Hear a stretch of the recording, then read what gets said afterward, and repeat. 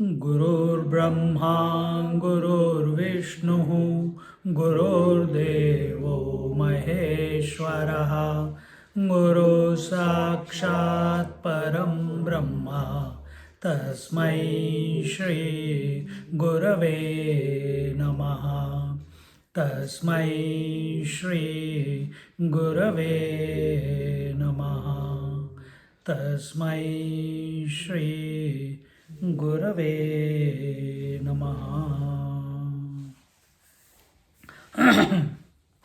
We are going to be starting the 59th verse, but before, just to see what the Lord has said, Chetasa Sarva Karmani Mai Sanyasya Mat Paraha Buddhi Yogam Upashritya Mat Chitta Satatam Bhava. This is in Gyaneshwari chapter 18, that is Bhagavad Gita chapter 18, verse number 57. The Lord said that mentally surrendering all work to me and making me your goal and resorting to buddhi yoga, meaning resorting to discrimination. Keep your mind constantly on me, because it is the buddhi, it is the intellect which is the decisive decision making instrument. Mind is not a decision making. Senses do not make any decisions. Decisions are made only in the intellect. So what is our conclusion? What is our decision? I am doing or he is doing.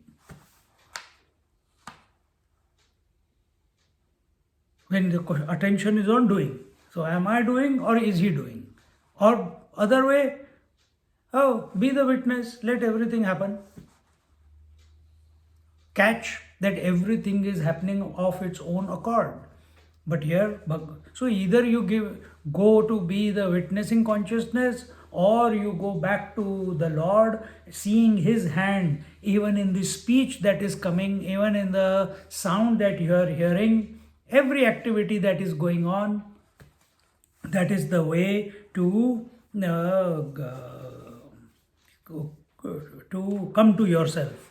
Then in the next one, we saw last week, Mat chitta sarva durgani mat prasada tarishyasi atha chetvam ahankaran nashroshyasi vinangshasi. He said, thinking of me, you will surmount all obstacles. Only, see, when you think of a problem, you cannot find a solution to the problem. So then where do you have to go? What do you do when a person is obsessive, if a person is fearful or is having a bout of anger or whatever? You shift the attention of that child or that person so that he forgets that he has to behave that way. Or whatever the thought is triggering that, you change the attention. A child is there crying, the ant bit me, or he's walking and the stone made me fall. And what do? You shift, look at that, see how beautiful, they see that plane going in the sky. He looks at the plane, that small child doesn't know. In that moment, he forgets his pain, he forgets the stone, he forgets the blame. And that's exactly what it is. To get out, to neutralize, to checkmate this world meaning waking, dream, deep sleep, micro and macro, this world, how do you checkmate it? You checkmate it by not giving attention and value to the world, but giving it to the Lord or the self. This is called discrimination. This decision you have to make. No scripture can help you make it. They can help you in the sense, that's why the Bhagavad Gita we are studying. But ultimately the buck stops with you, with each seeker. That at any given moment, where is the person's attention? Is it on the world or is it on the self or the Lord? Another way to put it, is it on the changing or is it on the changeless constant? Is it on the finite objects or it is on the infinite being that you are? Or the Lord is? See? Huh? Bhuma? Apa? Bhuma, huh? Bhuma. But all these are triggers. Sorry. This verse is, the Lord is giving this verse. Mat chitta sarva durgani mat prasada tarishyasi. And then what will happen? Thinking of me. Yeah, the result is you will surmount all the durgani, all the obstacles. And how will you go beyond all the obstacles? Does it mean the obstacles will not be there after that? Obstacles will keep coming. The forest fires will keep coming. The 44-degree temperature will keep coming. The rains will keep coming. But what is happening? Why they are not? Why? How come you have surmounted them? Because you are not available to them. You are only available to the Lord or to the self. You have decided that. You have chosen that. That enough is enough. Whole life I have been thinking about the world. It hasn't given me anything which is lasting. It's only temporary joys, no doubt, but not lasting contentment. So, when we give our attention to the world, problems will come. Just now, you know what happened at home? Someone by mistake put the grill on and there was fire in the oven. And then all ladies in the house screaming, "Hurry, fire, fire, fire, fire! Call Swamiji, call Swamiji. Swamiji is taking shower." And I said, "Fire, now what can I do?" Anyway, I dressed up and then went down. I was thinking, why am I dressing up? If it is fire, I should be running.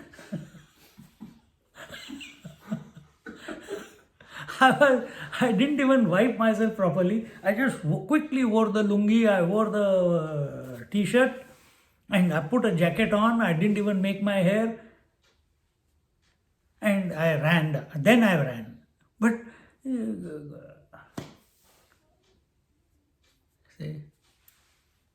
it was nothing. It was just वो सूखा आटा होता है ना, रोटी बनाने वाला, वो grill के नीचे था, वो जल गया, आग आ गई, आ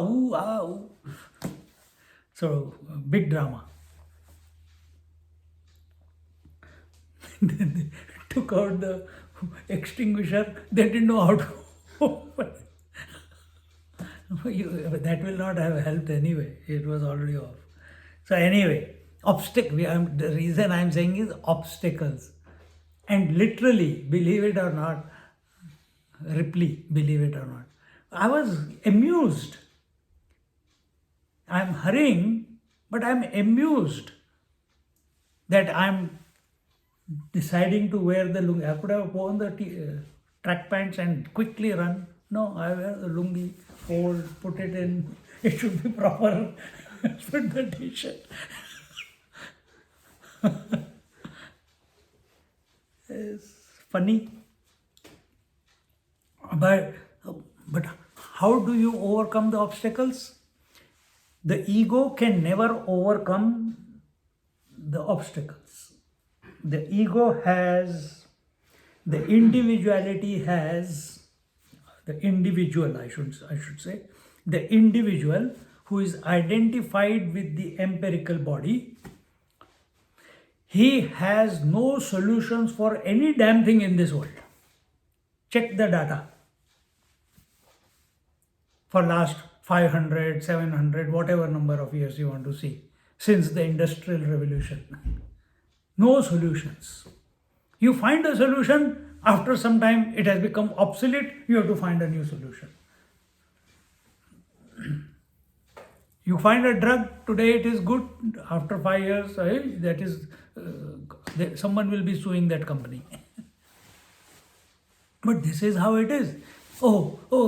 This life, if you don't do anything in this life, next life is waiting. No solutions in this world. So how do we overcome the Obstacles is the duality presenting itself, the variety coming to us, the opposites coming to us again and again and again and again.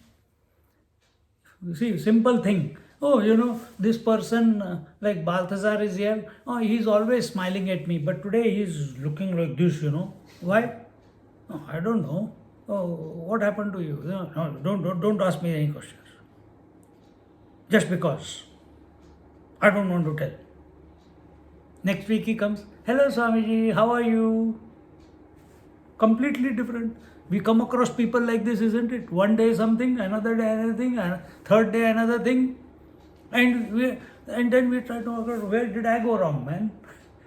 I thought this person was okay, but and you start feeling, oh, he must have felt that because I must have said something, I must have done something. You take the blame.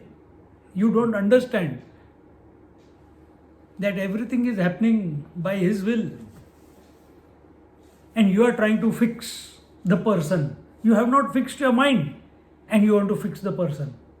You have not fixed your mind, you want to educate your children. You are not educated yourself. You have not disciplined your mind and you want to discipline the children. Discipline means coming to the intellect and making the decision that the self or the Lord is the most important pursuit. Then, by my grace, the Lord is saying, by my grace, you will surmount all the obstacles. But if you, through egoism, if there is ahankar, atha chetvam ahankaran, na shroshasi vinangshasi. If there is ego, if there is ahankar, and you will not listen, the result will be you will die, you will perish. And many people think death is only when the last breath comes. No. If you are continuously complaining, if you are continuously depressed, if you are continuously judging, if you are continuously complaining, you are dead right now, man. In other words, if you are not smiling every moment of your existence, smiling, inner smile, बाहर से कुछ भी चले, outside anything can happen, but inside there is a fountain of joy. If that is not taking place, you are already dead. You are already dead. We don't have to wait. Today someone came, Amma came. Swamiji, it's my birthday, I am 66 years old. I said, oh my God, now only few years left.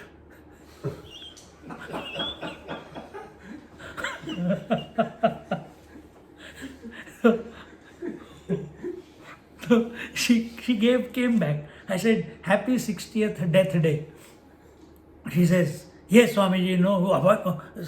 She thought of reacting, but then she realized that thinking positively. She says, no, Swamiji, that means 60 years have gone, only few years left. I said, good, prepare.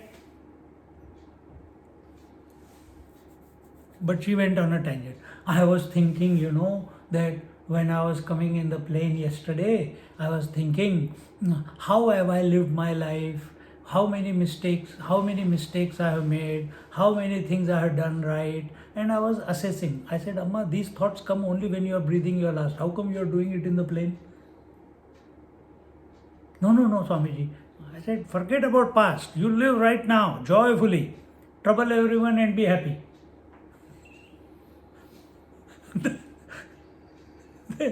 She went shopping. So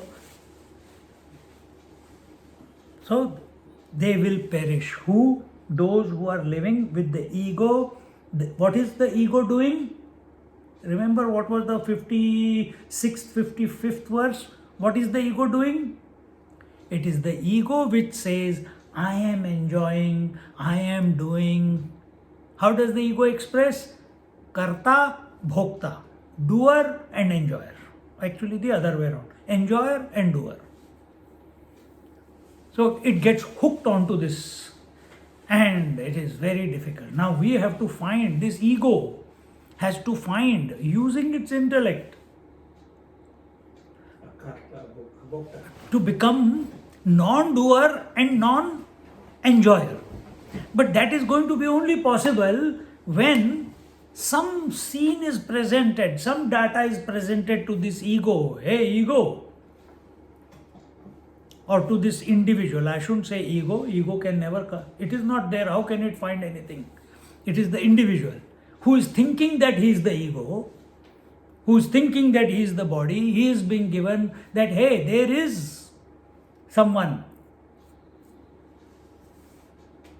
By contemplating on whom, the Lord or the self, by contemplating on whom, you can transcend all this day-to-day rigmarole of life. It is possible.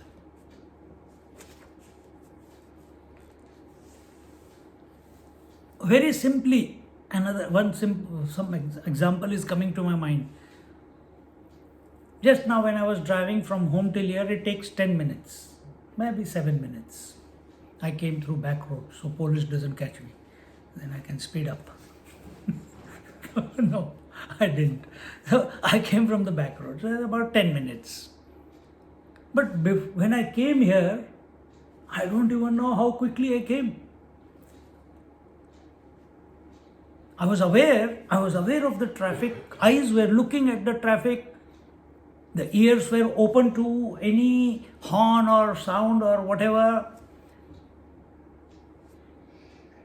See, completely awake, driving properly, but contemplating, not on driving, or maybe on driving, I don't know what I was doing. Completely focused. But in that focus, what happens? Time stops. Time stops. And suddenly you are where you are supposed to be.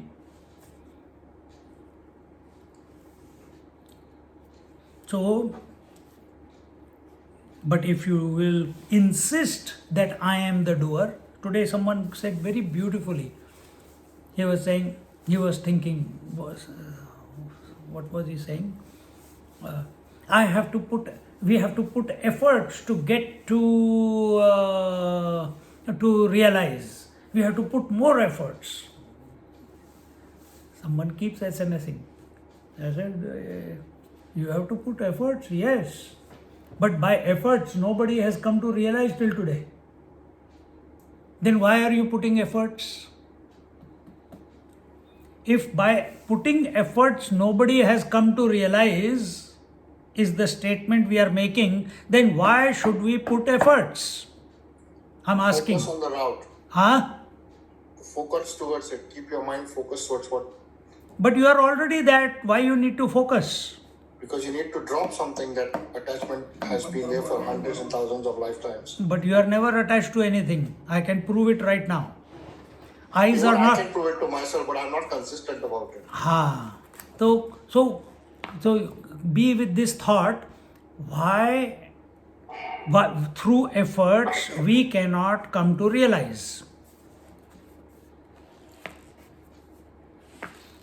Because, say that again. Isn't it relative? You just got to get to a point where you can release, But we cannot release. Release happens. True, but sometimes the scaffolding needs to be removed so that there's an opportunity. So what is that? Efforts. So my answer to him was, efforts will not help you realize. Efforts must be put in such a manner that it leads to effortlessness. Reality or the self is not some object, it's not a concept, it's not an idea, it's not a thought, it's not some experience that you are going to have. You are already the self. Then where are the efforts? In the mind. And then why are you putting effort? So that the mind learns to come to effortlessness. Where the mind becomes effortless, there you are. You are always there. Efforts is making waves on the water. If you make one wave, more waves will be created. The more the waves are created, reflection will never be seen in the water. Then what type of effort we must make? We must make such an effort which leads to effortlessness. No, I'm going to keep making effort so that it reaches effortless. It will not happen because it's creating more and more and more and more ripples. Because remember, what is the ahankar? It expresses as the doer and the enjoyer. Efforts means you are the doer. Doer can never come to know the reality. He has to dissolve. He has to find such an avenue of engagement that without knowing, he dissolves. We have to trick him. Here the trick is the knowledge. Somewhere the trick is the name of the Lord. Somewhere the trick is the Kundalini or the different various paths. But he must be convinced first. Otherwise he will not take. If you say, yeah, I'm going to trick you to, he says, Acha, bata diya, acha ho gaya. You told me. But you use your intellect there.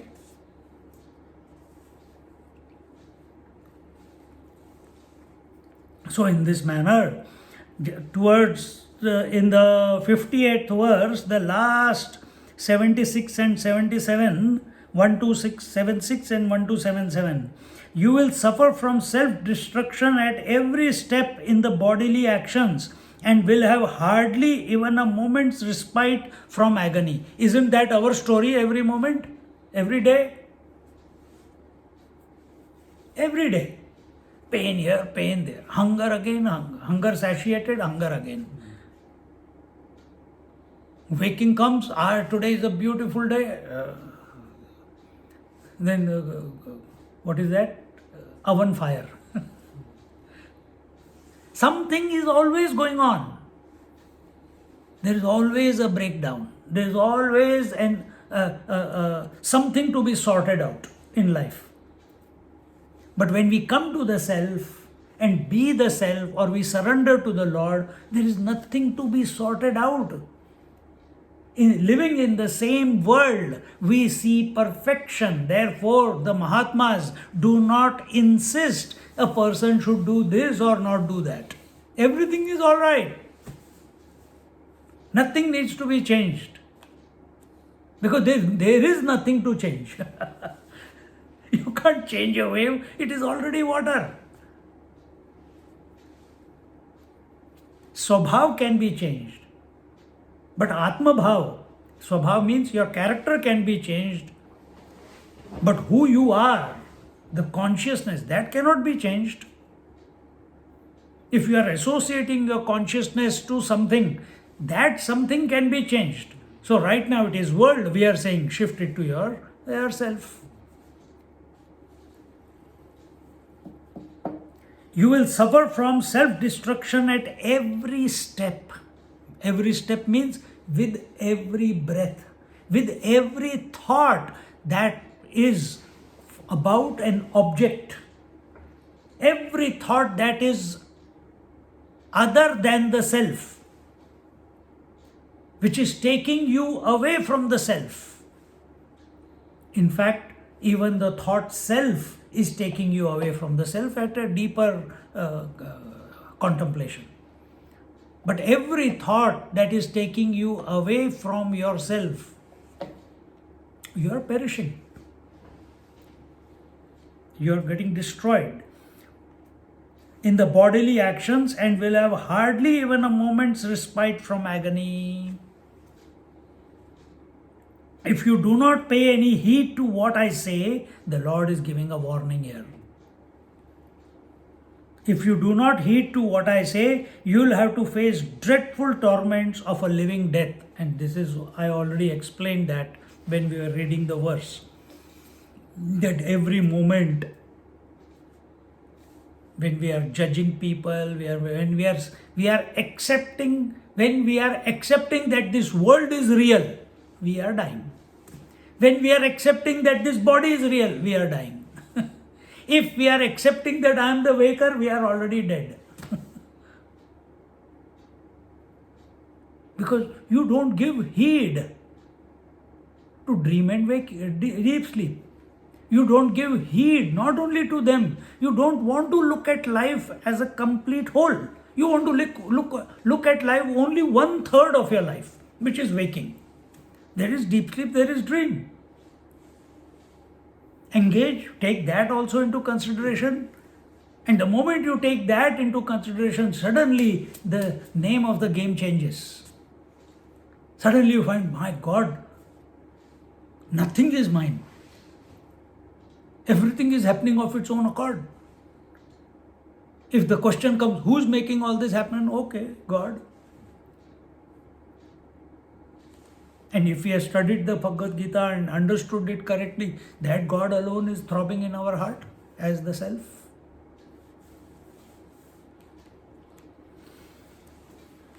Now we come into the 59th verse. Yadahankaramashritya na yotsya iti manyase mithyaisha vyavasayaste prakritistvam niyokshati. Together, yadahankaramashritya na yotsya iti manyase mithyaisha vyavasayaste prakritistvam niyokshati. If resorting to egoism, what will happen if you do not listen to me? Means what? When you don't listen to yourself, when you don't listen to your own heart, when you do not listen to what is the peace giver within you, which is ever content, which is ever happy, which is all knowledgeable, which is complete. You are that, and you are not giving attention to that.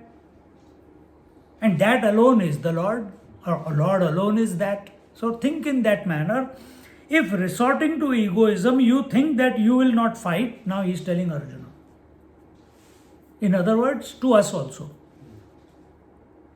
that you will not fight. I don't want to deal with this. I don't want to deal with this. Many people you must have come across, they don't want to upgrade their phones. Why? Oh man, too much cover. Again, I have to transfer everything into the new phone, into the new laptop. I have to learn new things. Again, the buttons. First, I used to use Microsoft. Then Stanton came and got into Apple. Everything is opposite. But once you use it, it's good. But same thing with everything. For so many years, I did not feel confident to teach or take the study of Amrit Anubhav, Gyaneshwari Maharaj's. For how many? Almost 12, 13, 14 years. And then once I took it, then it was comfortable. See? We will not fight. We don't want to face. We don't want to face life. Why? Today's children, they don't even open the curtains till 12 o'clock. Sleeping outside, beautiful sunshine, and they are sleeping till 1 o'clock, 12 o'clock. What to do? No oomph in life.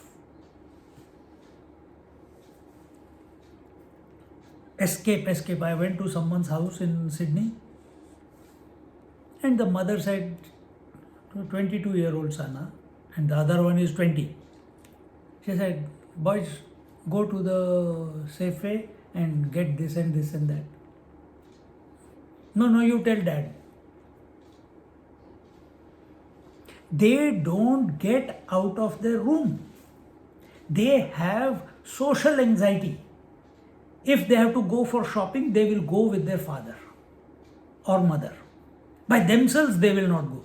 Achha, quickly go for a quick walk and pick up the tub of yogurt. No, I don't want to go. For everything, I don't want to go. Go out, let's go for a walk. I don't want to go for a walk also. This is the condition. We are not ready to face the world. This is depression. When we are not ready to deal with whatever life is presenting, how to deal? That is the whole Bhagavad Gita. And here he is saying, you don't have to deal with it. You just put your attention on me, the Lord said in the previous verse. You think about me and everything will be taken care of. It will sort itself out. But when we give the problem the attention, whatever is coming to us, we give attention, it starts spreading its tentacles. Like I think of Stanton, immediately that he is my friend, that he comes and helps me, that he has a son, that he lives in Mitcham, he does not pick up his phone. all these things, everything that I have collected. See, one name, Stanton, suddenly opened into so much data. Now, imagine if you give any attention on any one of those data points, they will open up into even further. If I think of his son, immediately. If I think of he doesn't pick up the phone, but why doesn't he pick up the phone? What have I done wrong? Why is he behaving like this? But why not? Am I not his friend? See how many thoughts going on already in my mind? I don't think like that. But any point. So when we do not have we don't know how to deal with so much of data, it leads to perishing, it leads to destruction, it leads to depression. You lose the plot of life. Then, but data is coming, how do you stop it? Don't be available, simple as that. So many people till 1 o'clock they sleep. Many people don't go out of the house, so less data. But here, Lord is saying, what? No, we must face life. We can't escape from life. You must fight. You must deal with whatever life is presenting. But how to deal with it, I told you in the previous verse and previous two verses. Thinking of me, you fight. So here he says, if resorting to egoism you think that you will not fight, vain is this resolve of yours, because your nature will constrain you to fight. See, Arjuna is a warrior. Arjuna is a warrior. And before the war before this scene of Bhagavad Gita, when it began, what was the scene? Senayor Ubhayor Madhye. He asked Lord Krishna. Didn't say Lord Krishna. He says, please take my chariot in the middle of the two armies. I want to see who has come to fight. Are you stupid or what? For so many months we have been organizing, collecting our armies, and you know who is on our side, you know who is on the other side, the enemy side. Then this is arrogance. I want to see who has come to fight. Yeah, it's overconfidence that I am the greatest archer in the world at that time, trained by the teacher who is in the enemy camp. But this arrogance that I am the greatest archer, he has not surrendered to the Lord yet. He has never thought that all the power that he has is because of some X factor, some divine factor. He doesn't know the whole picture, that this whole thing is vivarta. Vivarta means it's all happening in its own absence. The waves are, there is only water. Then what are waves? Waves are happening, is form taking place in its own absence. Because everything, whatever is there is only water. It's not there. There's only H2O. Similarly, what is this whole world? What is this whole dream? It's vivarta. That which is not existing but seems to be existing. So Arjuna knew. Arjuna has planned with his brothers along with Krishna. They have sent Krishna as the emissary that please give us 5 villages and it will all stop. We don't want anything more. Duryodhana, the enemy guy, he was not ready to give that. So Arjuna knows everything. Then where did this problem come?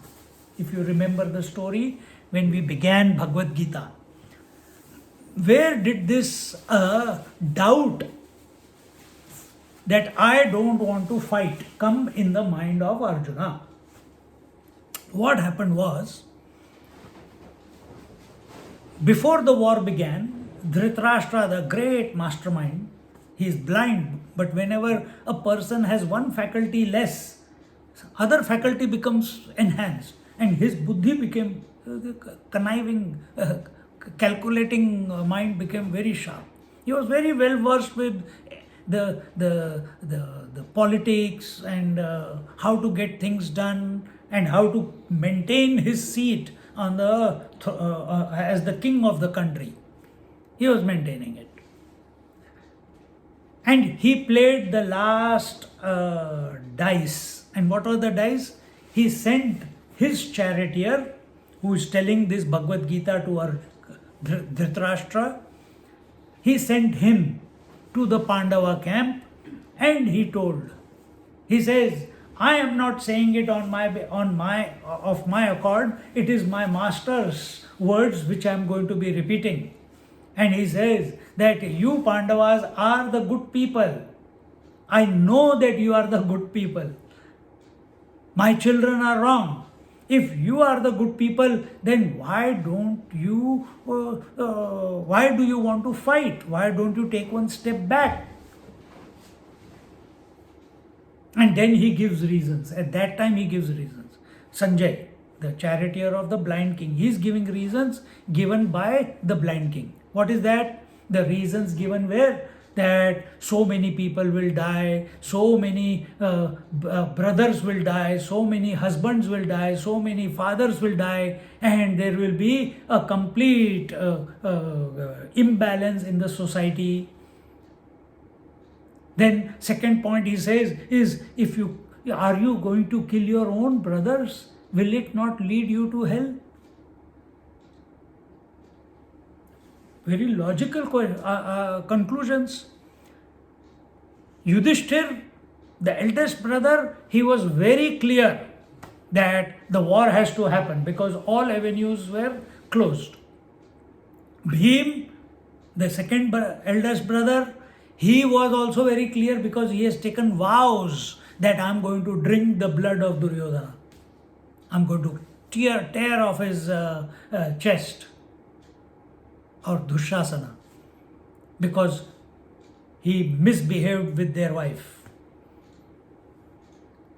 Then comes Yudhishthir, Bhim, Arjun. Arjun is the middle one. Then the younger ones are Nakul and Sahadev. Nakul and Sahadev have very simple rule for work. Whatever the elder one says, we follow that. So no confusion at all. No independent thinking. He is there, no? He is Dharma. He is the righteous one. And he was the righteous one. He says, whatever he says, war, okay, we go forward. Who is in the middle? Arjuna. And those words of Sanjay, none of the four brothers take it to their heart. But Arjun starts thinking. And therefore, that because that doubt is there, that whatever uncle has said, it is correct. So many people will die, there will be imbalance, this, that, blah, blah, blah. Maybe that was the motivation, and then he forgot or whatever. And then he says, Krishna, take my chariot in the middle of the army. Krishna did not take it in front of Duryodhana or anyone. He took it in front of his teachers, whom he respected the most, and his grandfather. The moment he looked at his grandfather and his teacher, crisis began. And whatever is told in the first chapter of Bhagavad Gita, all the doubts that he is presenting, why he should not fight the war, are not his words, they are the words which were said by Sanjay in front of all the five brothers and Krishna. None of them took it, Krishna did not take it, but Arjuna absorbed it. And to undo that identity crisis which Krishna made Arjun go through because he brought him in front of his elders, is the Bhagavad Gita.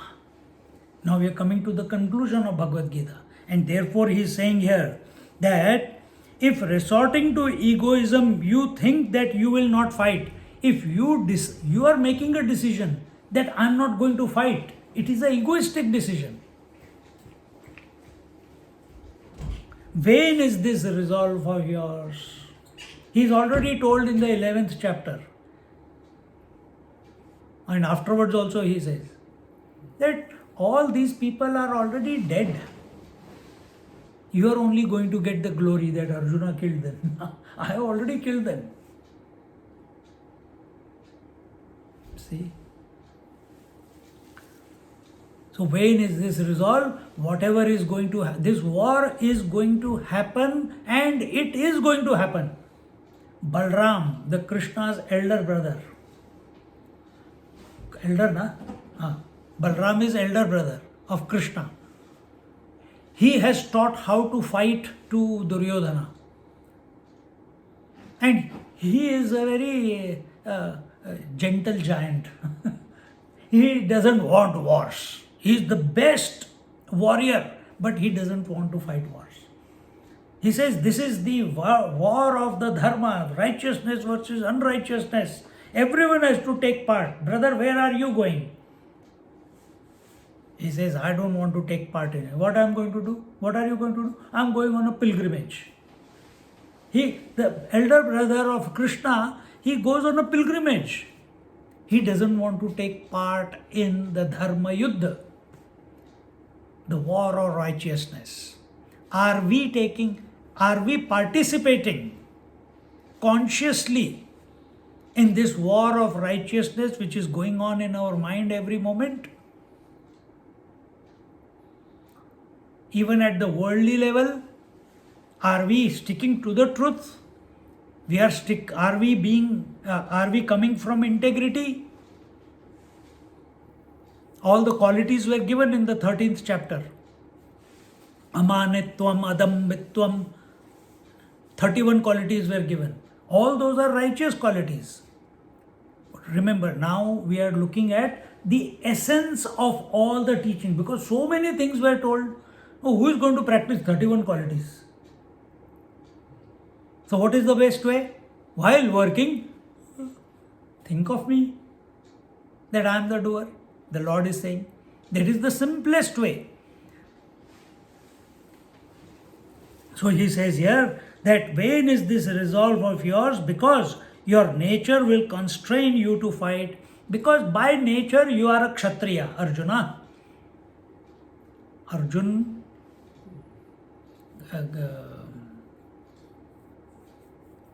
by nature he is a warrior. He's been programmed to be a warrior. He's programmed to kill. He's programmed to shoot his arrows. He's the best warrior that you can see there. The speed with which he used to shoot the arrows and the quality of arrows, they're unmatched. Now you put me, Swamiji, let's go for a fight. I can't. It's not there. I'm not programmed that way. Each one of us is having a program. Some are having program of taking care of their family. Some are programmed to be chefs. Some are programmed to do, to provide for the larger family. Some are programmed to be sannyasis. Some are programmed to be in family and yet be sannyasi. Some are programmed to be karma sannyasis. Some are programmed to be yogis. That program is called swabhava. That program is called swabhava. Swabhava is your characteristics, your attributes which make you who you are. So who are you? If from Stanton, we take away his workshop, he'll go crazy. He has to tinker every day.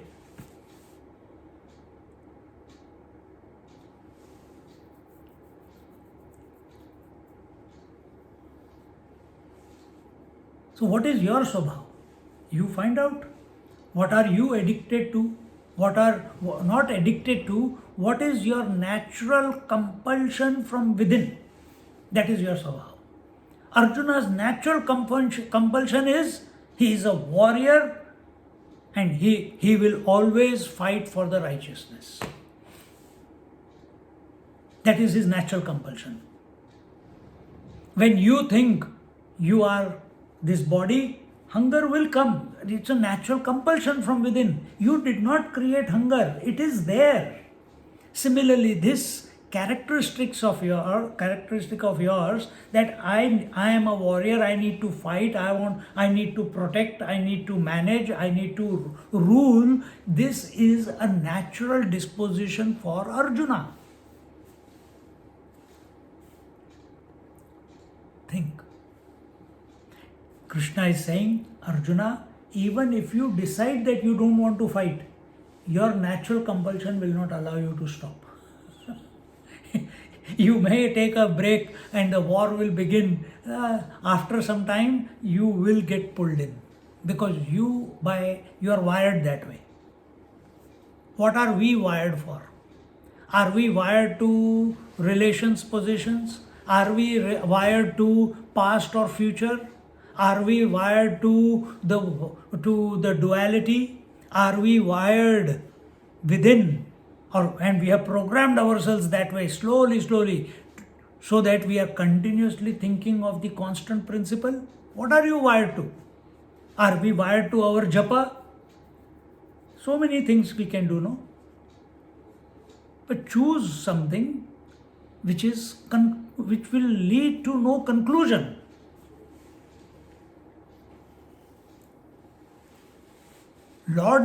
Thinking of Lord does not lead to any conclusion. Thinking of Atma does not lead to any conclusion. Why? You are already that which you are seeking. So here's the conclusion. The wave is thinking of water.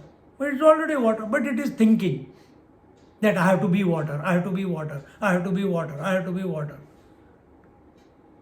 In that introverted contemplation, somewhere the efforts end. Efforts become effortless. And where the efforts become effortless, no more ripples, meaning the waveness has gone away. Waveness was because that water identified with the form was called a wave. That consciousness identified with this form is called a person. But in that inner contemplation, just like in sleep, if you do it consciously, in that internal approach, in that contemplative approach, slowly the world vanishes by itself. You don't do anything. Body vanishes, breath vanishes, mind vanishes, and you are still there. That will be a healthy one. When everything has gone. We are using this word when everything has vanished. But it was not there in the first place. Only you are. Now Gyaneshwari Maharaj says, let's see what is Pathya Dveshiya Poshishvaru Kadipa Dveshiya Andhakaru Viveka Dveshe Ahankaru Poshuni Taisa Swadeha Nama Arjunu Paradeha Nama Swajanu Sangrama Nama Malinu Papacharu Iyamati Apuliya Tighati Naname Yaya Theuniya Dhananjaya Na Junjhe Jaisa. He says, when your mind becomes united with me through wholehearted devotion, then you will have attained my grace in full. Grace is always all the time. That at this, and when you can catch the grace or be available to the grace, not in the past, not in the future, right here and now. Then what you have to do? Discriminate. Use your intellect, buddhi yoga, to be available to the Lord or to the self, to the Paramatman. How long? Till you don't vanish, till you vanish. Till you vanish means till the ahankar vanishes. Till you don't merge completely, wholly. You cannot come to know that you are wholly or not wholly. How do you know that you have wholly vanished? Because when the phenomena again comes back into activity, you come out of meditation. If the world is no longer there for you to interact with, the body is no longer there to say, I am this body, then you have wholly merged into the divine. But if after meditation, it was very good contemplation, I am a sarvavyapi, I am all pervasive, it was such a wonderful experience, and I open and suddenly I see my body, or I smell the toast getting toasted, bhook lagi hai, coffee, gone, that very moment gone. So if the transformation of vision has not taken place, transformation of vision is the third eye opening. If that has not come about when will that come about? When the grace is there. When the grace is there and that comes about, then when you come out of... See, take one example. If I take what do I say? An apple. Say, take an apple. Or take even a finger, any object. And you got a honey pot. I take that apple or this finger, I put it, this is ego, right? I put it into the honey, which is nectar. I put it in. When I bring it out, what happens to the finger? It is coated with honey. Sweet. Now replace the divinity. The eye is seeking divinity. It takes a dip. It surrenders to divinity, which is Ananda Swarup, Satchidanand Swarup. It is immortal nectar. It takes a dip. Who? I. Because you are making the journey, isn't it? And you go and dip. When you dip, and then phenomena again clicks, you come out of meditation. What should be the eye is now coated with the divine. In fact, here it's not the coating, the eye has realized that it is the only one. And when you look at the world, then the world is also I. There's nothing I and that thereafter.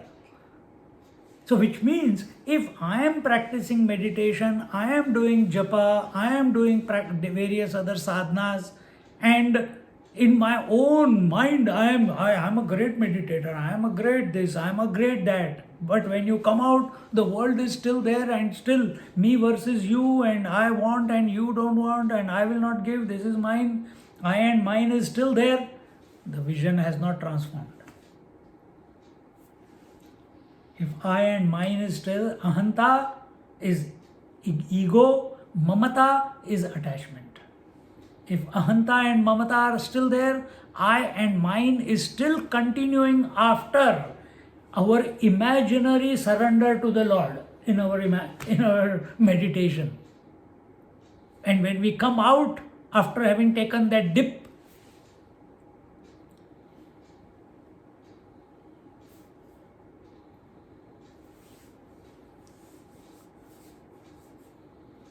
and the world is still there.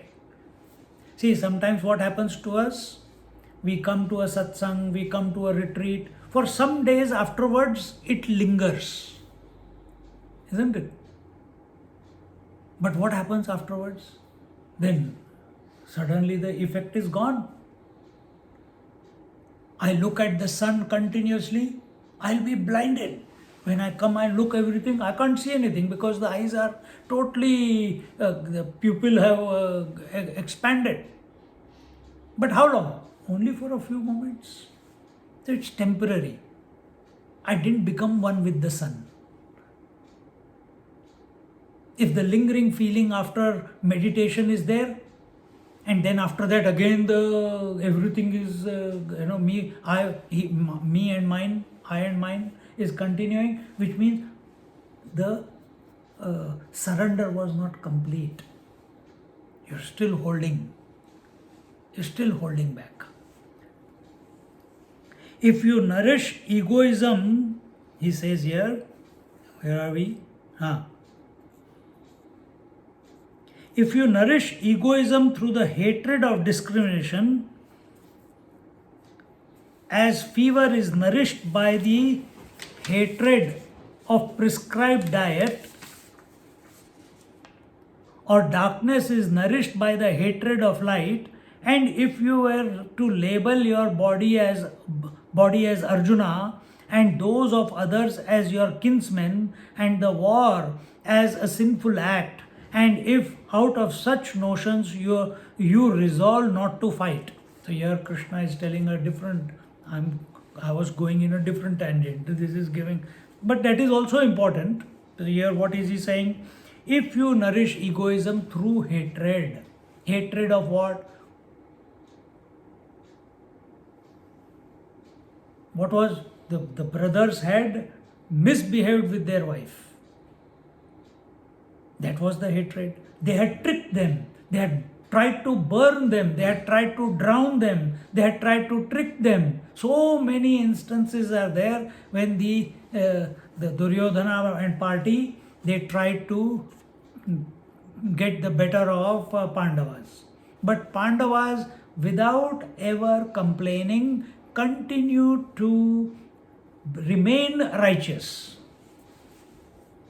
But a point comes, the jar becomes full and enough is enough after some time. And the one who was to say, and that enough was enough only came after Krishna goes and says, give me 5 villages and the matter is over. But they were not ready to do that also. So imagine the hatred. Bhim has hatred. He is an emotional fellow. He has hatred.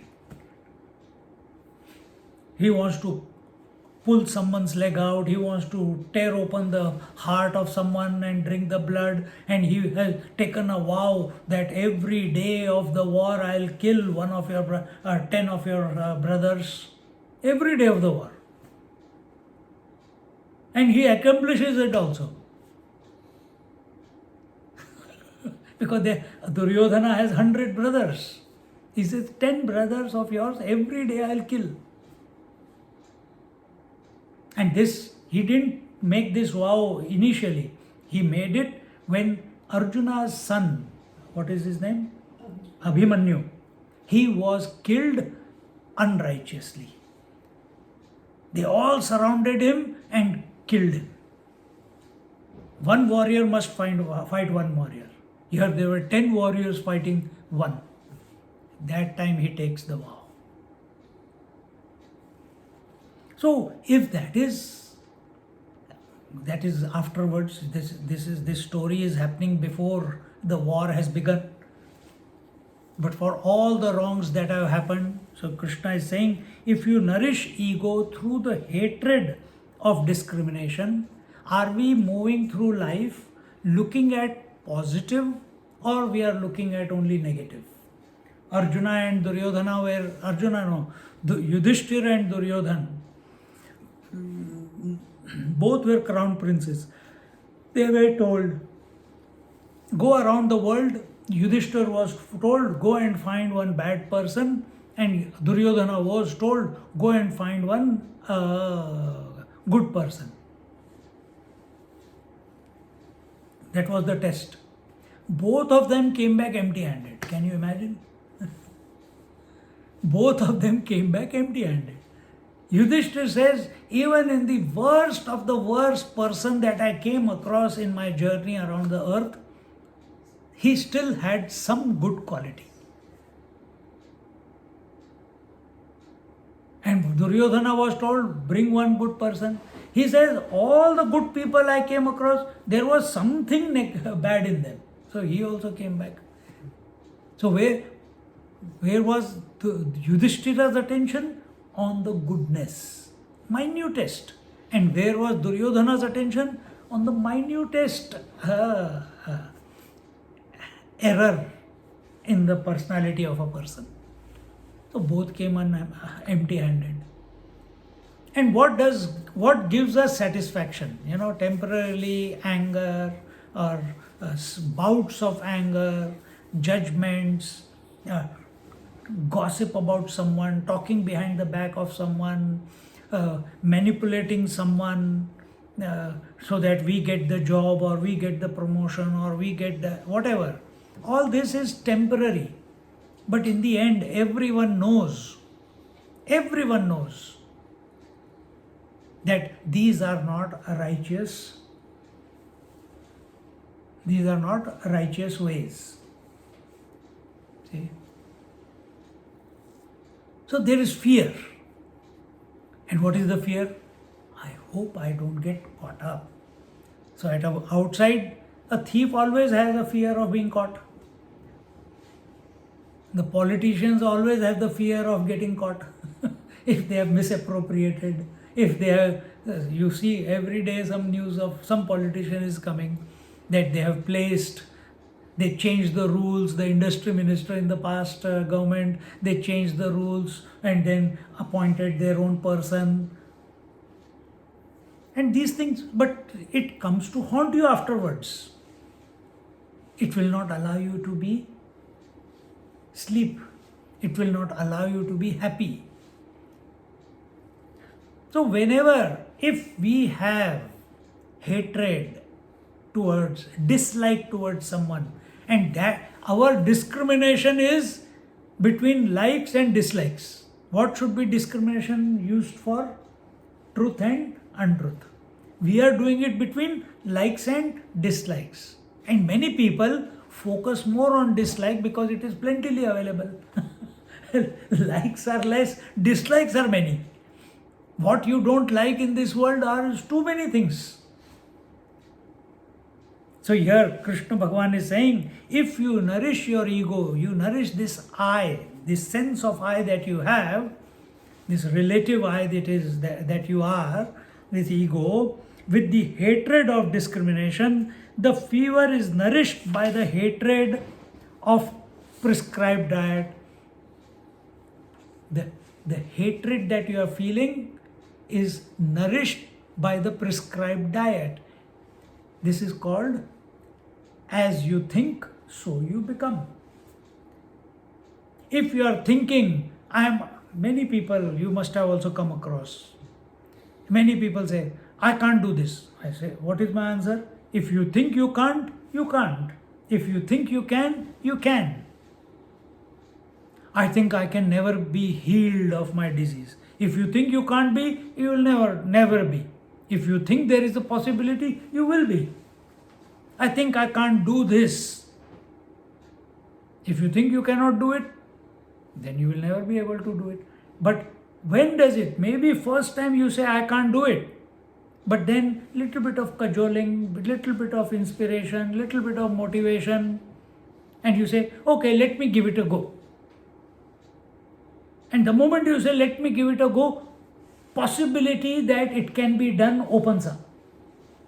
But when I keep repeating in my mind, I can't do it, I can't do it, I can't do it, I can't do it, I can't do it, we have become impotent. So when I keep repeating, I hate him, I hate him, I hate him. This is what the kids today speak. Everything is hate. It's not, my job is for at least the small kids. Even your daughters in the class I taught, that use the word prefer rather than I hate. Otherwise, I hate that water. I hate that movie. I hate that traffic. Everything is hate. It's such a hate, the energy around hate is more powerful, more immediate than love. Love needs to be cultivated. Hate, the moment you say hate, it's there inside of you to corrupt. So when you keep thinking like this again and again and again, what is happening to the ego? It is becoming a hateful ego. Who are you becoming? You are becoming a hateful person. And whenever I'll tell you a story. King Ashoka. Ashoka was one of the great kings of India. He was eventually, towards the end of his life, he converted to Buddhism. He took, not converted, he took Buddhism and he followed Buddhism. And he spread Buddhism all over India. And at that time, the king of Kalinga, the Orissa, he ate 17 times. He could not go and defeat the army of Orissa, of Kalinga. 18th time, he built up huge army. He went, he fought, he defeated. And the king of Kalinga is kneeling in front of him. He picks up the sword and is about to chop his head off. And he stops. He stops. He says, the king of Kalinga says, why don't you? He says, no, you go free. I can't kill you. I don't want to kill you. He says, why? I don't want to go free. It is an insult if you leave me. You finish me off. I don't want to live a life where it is at a mercy of someone I have been left alone. You kill me. He says, no, I will not kill. Why you will not kill? Because when I picked my sword to kill you, I had deep hatred for you. Because you have defeated me and destroyed my armies 17 times. And I wanted to take revenge.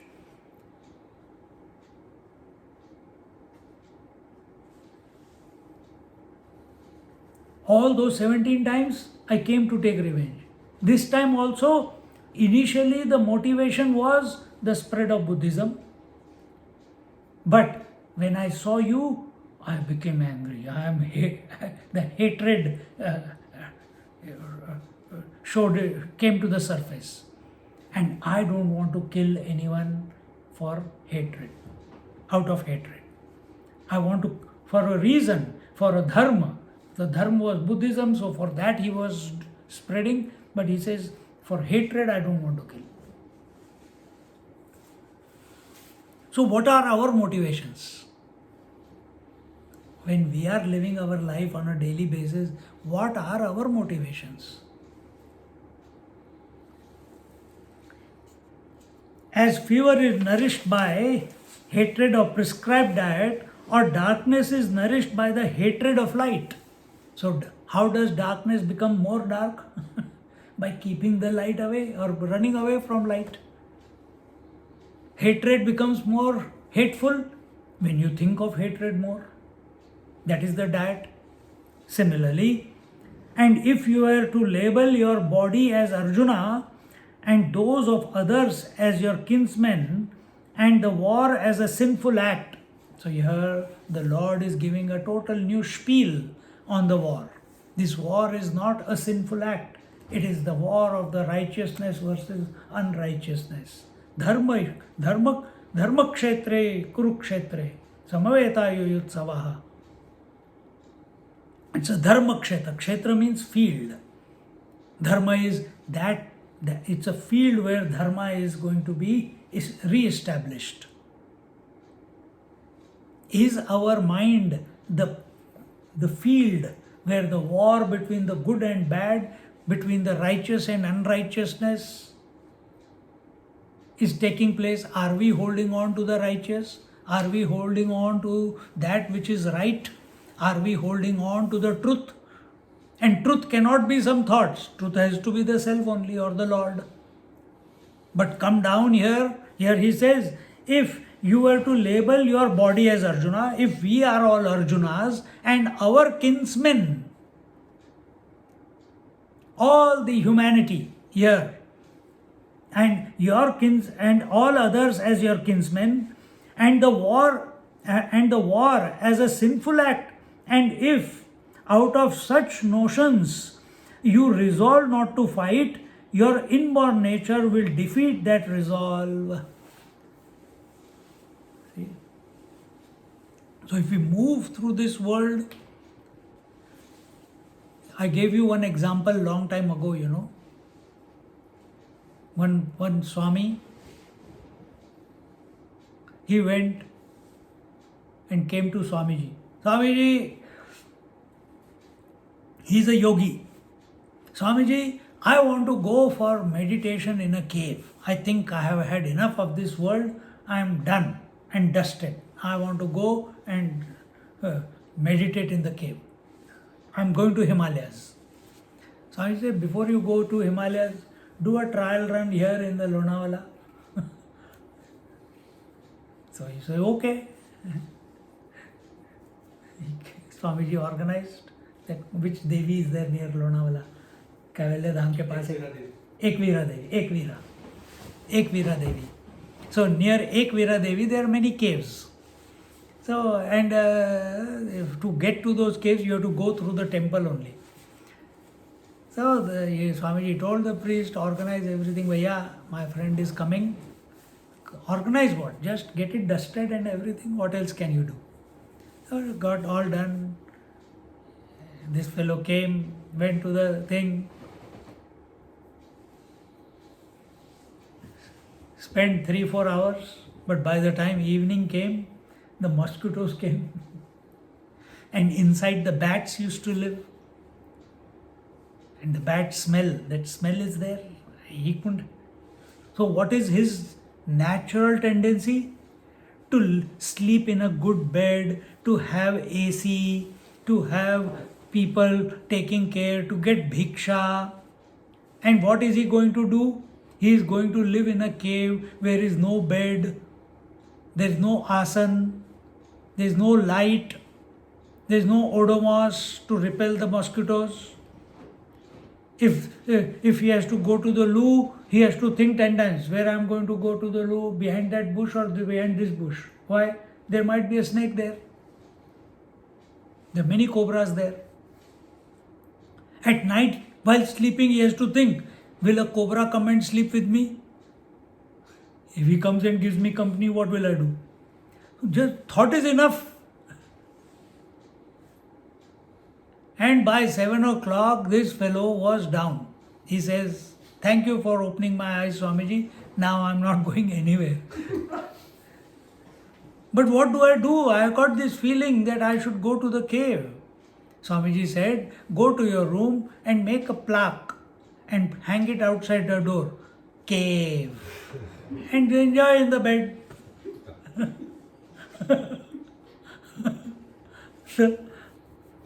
But so what was his tendency? Because some other yogis have gone, some other masters have gone, so I want to go. What was Arjuna's tendency? Because he took the words of that blind king, he internalized it, therefore he is not fighting. And if he is fighting out of hatred for these people who are all standing on the opposite side, including his guru, including his grandfather, including his teacher, Vedic teacher, scriptural teacher, including all the other brothers. And naturally, what will be the feeling? That we are the righteous, they are the unrighteous. How can all these good people take the side of the wrong? I hate them. This is not today's language. I hate them. That they took the wrong side. They chose the wrong side. Therefore, I'm going to fight them. I'm going to kill them. Wrong conclusion again. Because hatred is not going to solve anything. Even after you have killed everyone, still the hatred will not go from your heart. So here Gyaneshwari Maharaj is saying that, we read again afterwards, Jiva माझी निष्टंकु करीसी जो अत्यंतिकु तो via धाडील नैसर्गिकु स्वभावोची तुझा आणि मी अर्जुन हे आत्मिक ययावधू करणे हे पातक हे माया वाचुनी तात्विक काही आहे आधी झुंजार तू आहुआवे मग झुंजावया शस्त्र घेयावे कान झुंजावया करावे देवांगण म्हणवनी न झुंजणे म्हणसी ते वायाणे नामानु लोकपणे लोकदृष्टीही तरही न झुंजे ऐसे निष्टंकी सीजे मानसे ते प्रकृती अनारिसे करविलची. He says that you are inborn, and if out of such notions you resolve not to fight, if out of hatred, if out of judgment, if for wrong reasons you decide you are not going to fight, your inborn nature would defeat that resolve. Inborn nature, swabhava. So one is Atma Bhav and one is Swabhav. Swa colored with. So paper colored with words is called scripture. Right? It is paper. But what are you calling it? Bhagavad Gita. Then what do? You do namaskar. Do you do namaskar to any paper? We do in our culture. But do you do namaskar to, where did the paper come from? Wood. Do you go, do you keep doing prostrations to every piece of wood or to every tree? We don't know. Swabhav is that is relatively what is your personality. And it is not coming from today. It is coming from many lifetimes. It is building up. It has come to where it is today. What are the qualities? What are the attributes that we have harbored and practiced in our life? See, sometimes you must have seen when that I never do that, I never speak like that, I don't know where those words came about suddenly. They came from somewhere.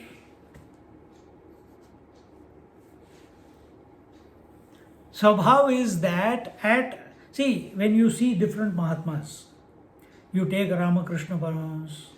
Can you imagine Ramakrishna Paramahamsa sitting quietly in silence like our Ramana Maharishi? Never. He used to dance, he used to sing, he used to sing bhajans. And can you imagine Ramana Maharishi dancing? No. Can you think? And different Mahatmas are different ones. You take Satya Sai Baba or Shirdi Sai Baba, a completely different personality. Each one has a personality, that is their swabhava. The reality is expressing through that person in that particular manner. That is what is making that person. Some people are karma. See, like in yogis also, some are karma yogis, some are Bhakta yogis, some are Jnana yogis, some are Kundalini yogis, some are Kriya yogis. Different. Which one? I can't copy and paste. Because you are practicing Karma Yoga, I will do practice Karma Yoga. Because Tilak Maharaj said Karma Yoga is the Sarvashreshth. It was necessary during the freedom struggle. He didn't want to keep anyone to be lazy. But life is not only Karma Yoga. If another person is there, you tell Einstein, do karma, go and earn some money. He says, come on, man. He will be only doing research. No interest in earning wealth. No interest in performing actions to survive. Then what is his mind hooked to? His mind is hooked to E is equal to mc square to find that answer. What are we hooked to? Each one is different, no? So here that is what he is saying, that your inborn nature would defeat that resolve.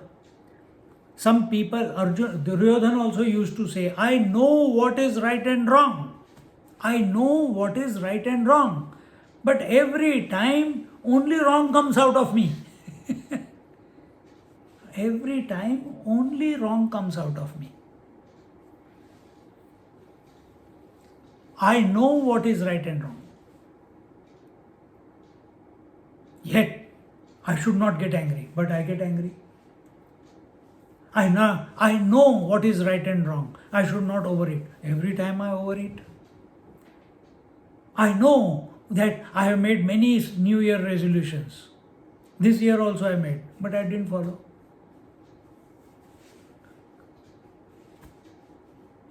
Swabhav. Some are lazy, some are dynamic, some are knowledgeable and intelligent. Some have lost the plot.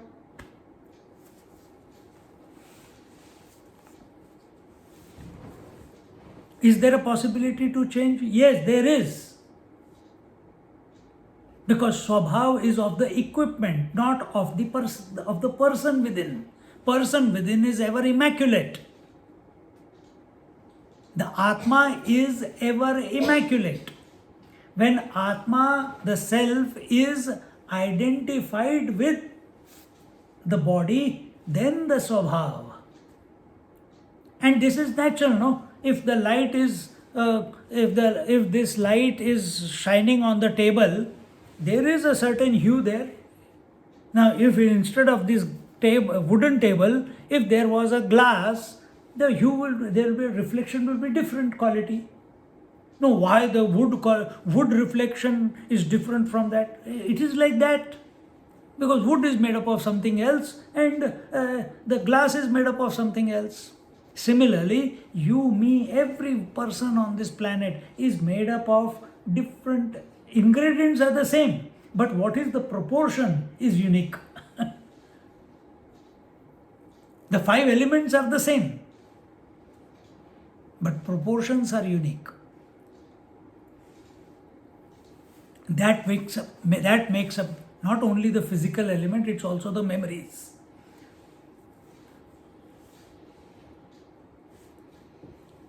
Your inborn nature would defeat that resolve. Is there any substance other than Maya, illusion, in your statement that I am Arjuna, these are my kinsmen and killing them would amount to a great sin?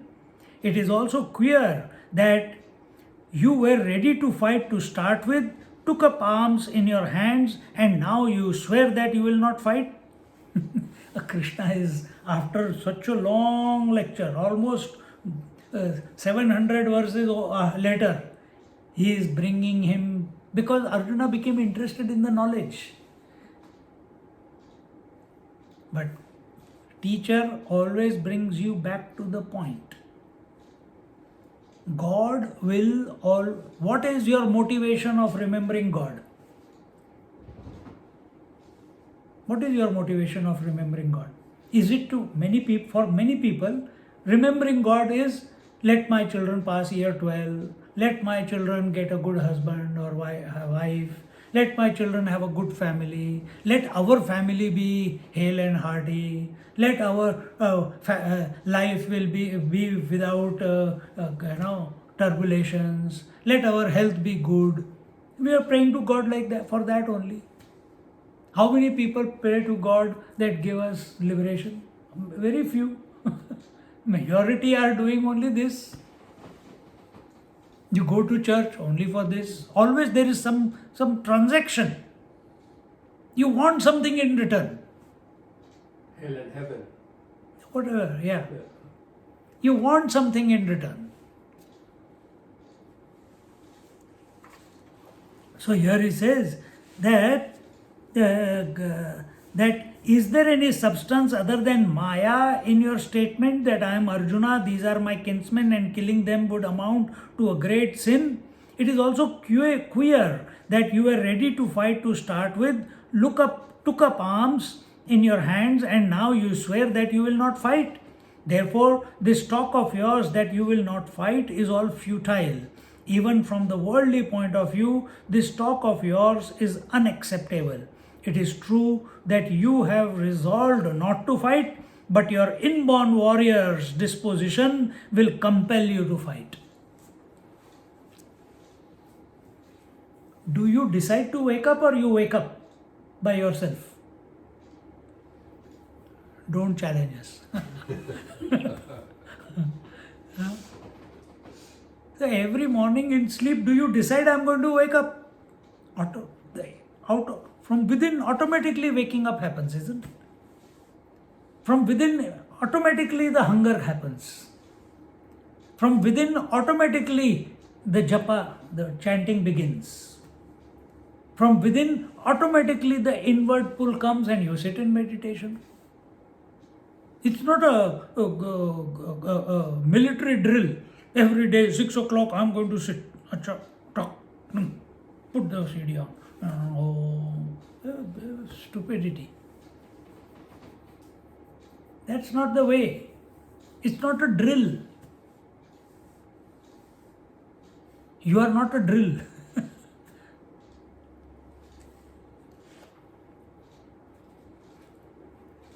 So, when we are living in this life and interacting with people, therefore this talk of yours that you will not fight is all futile. We have to, with our intelligence, whatever life is presenting to us at any given moment, we must interact with it. How we interact with it? By surrendering, by resigning our mind to the Lord. So the mind is with the Lord and action is taking place here. Work is taking place here. Whatever has to happen. You be with the Lord all the time. You be with the divinity. You be contemplating on the self continuously. And in this manner, we'll talk about this a little bit more in our next class, or when we take the 60th verse, we'll include that last bit in the 60th verse. Om Purnamada Purnamidam Purnat Purnamudachyate Purnasya Purnamadaya Purnameva Vashishyate. Om Shanti Shanti Shanti Hari Om Shri Gurubhyo Namaha Hari Om. Just sit quietly for a moment.